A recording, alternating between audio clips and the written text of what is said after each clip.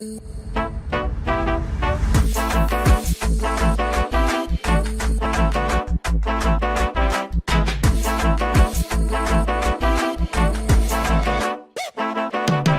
2025.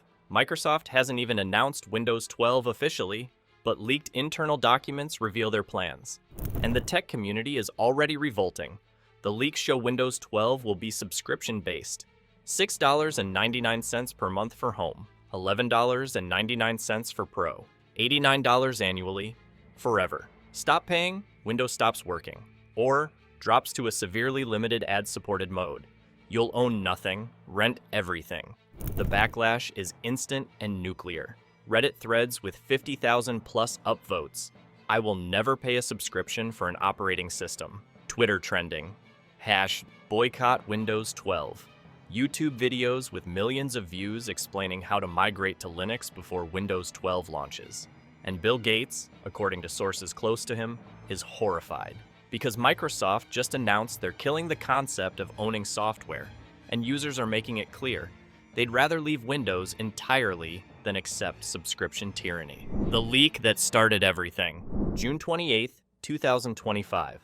Someone inside Microsoft uploads internal documents to WikiLeaks. 247 pages detailing Windows 12 development. The monetization strategy is on page 89. Clear as day.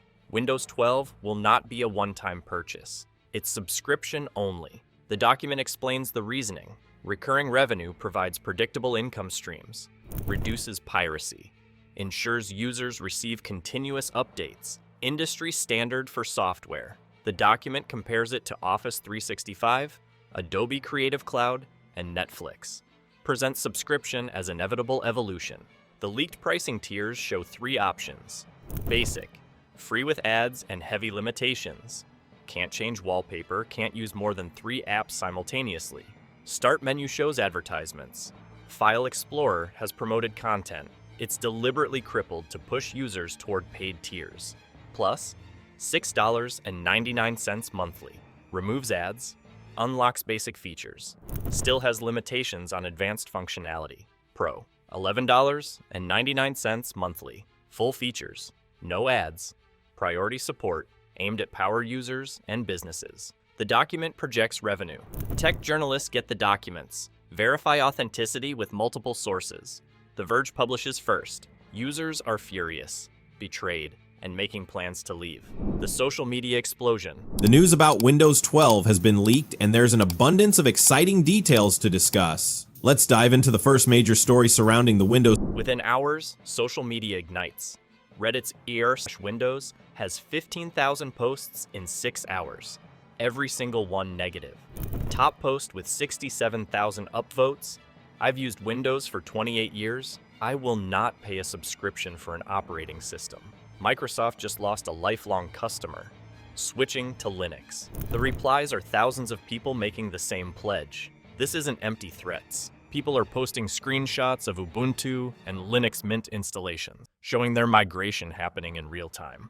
Tech YouTubers jump on it immediately. Linus Tech Tips uploads within hours. Windows 12. Subscription is insane. Here's how to escape to Linux. Gets 2.1 million views in 18 hours. Tens of thousands of comments. Already installing Ubuntu. Never paying Microsoft monthly. This is the push I needed to finally switch. Jay's He Tukins, Marquise Brownlee, Austin Evans, every major tech channel making similar videos. The unified message, Windows 12 subscriptions are unacceptable. Here are your alternatives. The historical context everyone mentions. The backlash isn't just about money, it's about ownership. People understand $7 monthly isn't expensive. That's less than Netflix, less than Spotify. The issue is principle.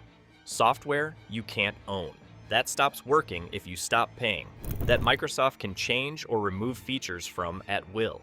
That creates permanent dependency. Users keep citing precedent. Adobe's transition to Creative Cloud. Photographers and designers hated it. Many still use old perpetual license versions of Photoshop from 2012 rather than subscribe. Some switched to Affinity Photo and other alternatives. Adobe lost customers and goodwill. But Adobe is specialty software for professionals. Windows is infrastructure. Your entire computer depends on it. Making that subscription only is far more invasive than Adobe ever was. The comparison to Office 365 keeps appearing. Microsoft transitioned Office to subscriptions successfully. $100 annually for Microsoft 365. Many users accepted it, but two key differences. Office 365 offers cloud storage and collaboration features that justify subscription, and perpetual license Office still exists. You can buy Office 2021 for $150 one time. It works forever. Windows 12 apparently won't have that option. Subscription only, no escape. That's the line Microsoft is crossing.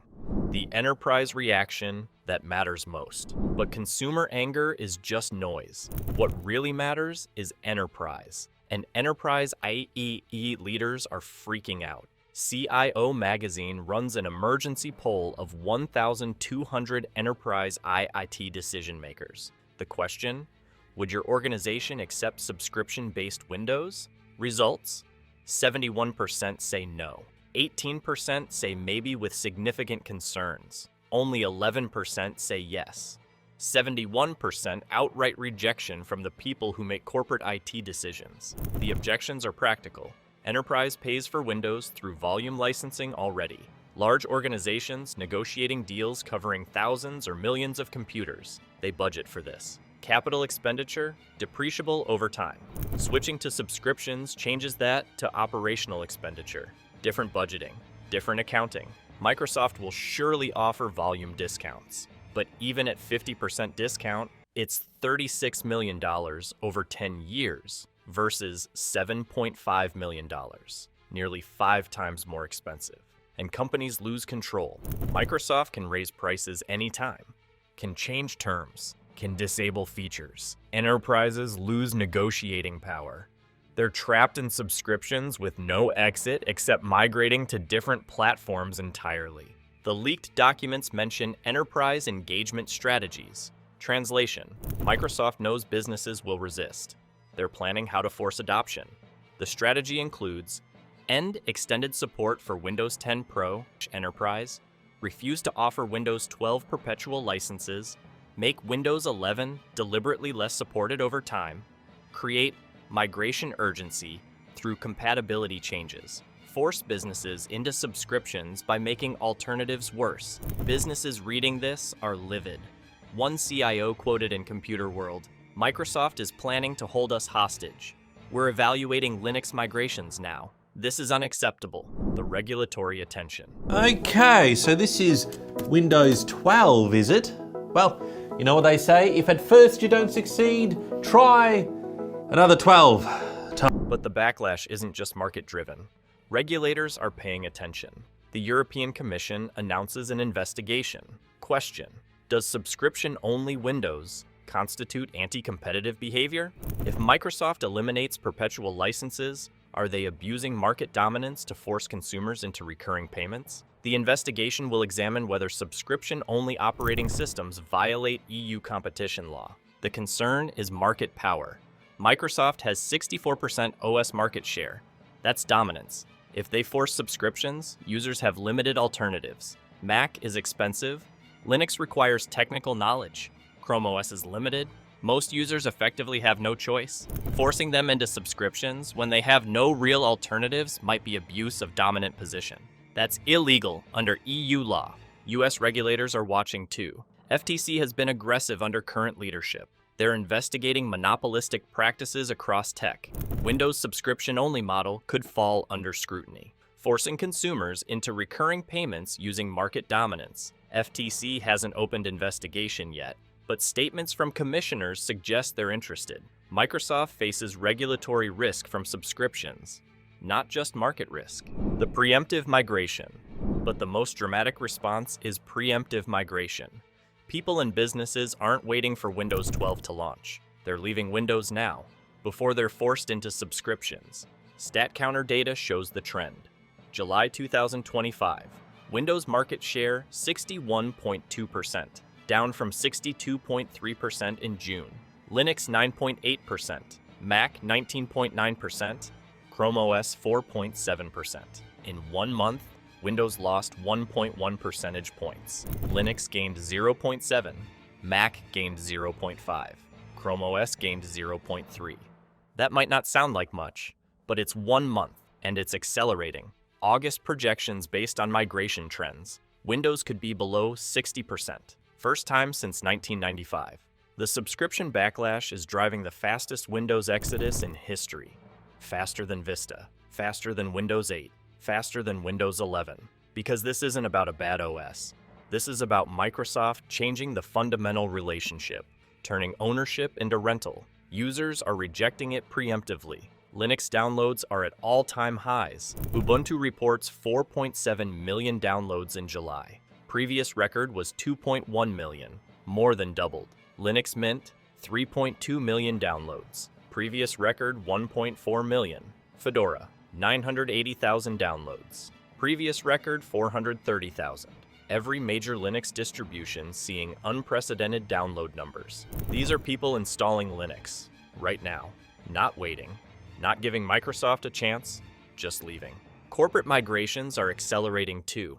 Companies that were evaluating alternatives are now executing migrations, moving from planning to implementation, because Windows 12 is projected to launch in 2026, maybe 2027. Companies need 12 to 24 months for large-scale migrations. If they're going to escape before subscriptions become mandatory, they need to start now, and they are. The trickle of corporate migrations became a flood because Windows 12 subscription plans made the decision urgent. Where this ends, August 2025.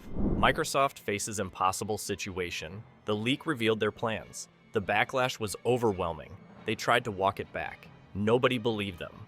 Now users and businesses are leaving preemptively. Windows market share is declining faster than ever. Competitors are growing. Regulators are investigating. And Bill Gates publicly questioned the strategy. Microsoft has 3 options. 1. Proceed with subscriptions despite backlash. Risk losing millions more users. Risk regulatory action. Risk Windows dropping below 50% market share. 2. Abandon subscriptions entirely. Offer perpetual licenses for Windows 12. Admit the strategy was wrong. Lose the projected $38 billion annual subscription revenue. 3. Hybrid model. Offer both subscriptions and perpetual licenses. Let users choose, but perpetual licenses will be expensive. $300 to $400 to make subscriptions look attractive. That still drives users to alternatives. No option is good. Proceed with subscriptions, lose the market. Abandon subscriptions, lose projected revenue. Hybrid model, users see through it and leave anyway. Windows 12, subscription plans created a no-win scenario because Microsoft misjudged how much users value ownership. Assumed users would accept subscriptions like they accepted Office 365. Didn't realize operating systems are different. Didn't account for mature alternatives. Didn't consider that users have reached their limit with Microsoft's monetization strategies. The most likely outcome? Microsoft implements hybrid model, offers subscriptions, and expensive perpetual licenses. Hopes users choose subscriptions eventually, but the damage is done. Millions of users and businesses already left. Trust is destroyed. The perception of Microsoft as greedy and user-hostile is cemented. Windows market share continues declining. Competitors continue growing. Windows becomes minority platform by 2028, not because of bad software, because Microsoft tried to turn ownership into rental, and users said no.